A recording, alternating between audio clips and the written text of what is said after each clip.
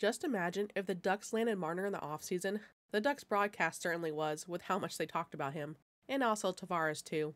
Marner was fantastic in this game, not just offensively, but defensively too. He looks exactly like a top 6 game-changing player the Ducks desperately need. Of course, he's going to cost big, but it's hard not to see him as a great fit. In fact, he was already helping the Ducks in the first period, not later in the game though. The Leafs thought they had an early lead on their first shot of the game, but the Ducks video staff came in clutch again. After review, it was determined that Marner played the puck with a high stick before the goal, wiping it off the board. Dostal got lucky because he was cheating off the post. The Ducks then had a golden opportunity to strike first with back-to-back power plays. Their first power play was electric, generating 5 shots, while their second one produced none. A solid first, and maybe even slightly deserved a lead, was undone by terrible decisions by Gudas. Domi, for real this time, opened the scoring with just under a minute left in the first, walking Gudas and roofing a backhand past Dostal. It was a rough shift all around from Gudas, who first turned the puck over under minimal pressure, then missed time to hip check when it would have been easier to stay in front, use his stick, and not go for a hit with his hip when he had no speed. The Ducks went into the second down 1 and had to kill off an early penalty, but the Leafs eventually doubled their lead a little over 6 minutes in, with a great effort by future Duck Marner.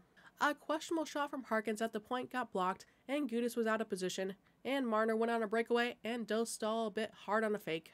But Carlsson kept the Ducks in it, continuing his hot streak just a minute later. Circling the top of the zone, he lofted a shot through traffic, with Gauthier providing a perfect screen.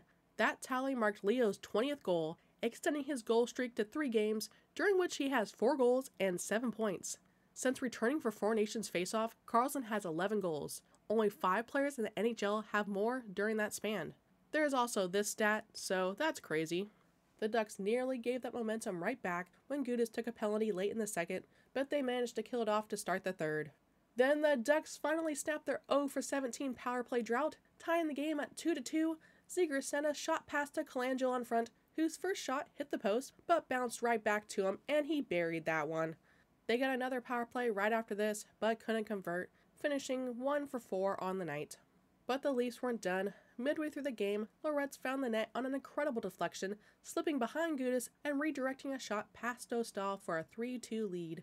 All 3 of the Leafs goals had Gudas nearby, certainly not his best night in a Ducks uniform. In fact, it might have been his worst.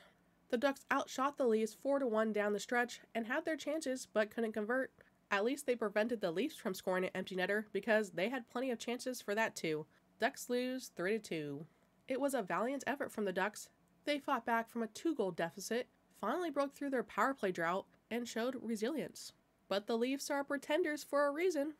Terry left this game with about 6 minutes left after he and Vatrano bumped heads when Vatrano didn't move out the way. Terry immediately went to the locker room. "Holy moly, Frank. First, you took away his 20th goal with a stupid offsides a couple games ago, and now this? And I feel like he did something else to Terry too, but I can't remember. All I have to say is, count your days, Franklin." Trouba missed this game after crashing into the boards in the last one, which meant Kylington played as a defenseman, not a forward, so a real debut for him, and he looked great. He logged the least ice time of all Ducks defensemen by a lot, but based on his performance, he can have the job as the 7th defenseman next year if he wants it. I can't recall any mistakes from him, just solid defending, and he looked great next to Zelli. He did get shaken up in this game, but was fine. The Ducks wrap up their 5-game homestand and season series with the Sharks on Tuesday, a must-win to avoid mathematical elimination from the playoffs. Thank you to our members. If you enjoyed the video, like and subscribe. Thank you for watching, and go Ducks! Well, we can't see your shoes, but you got a strong turtleneck game going on, guys.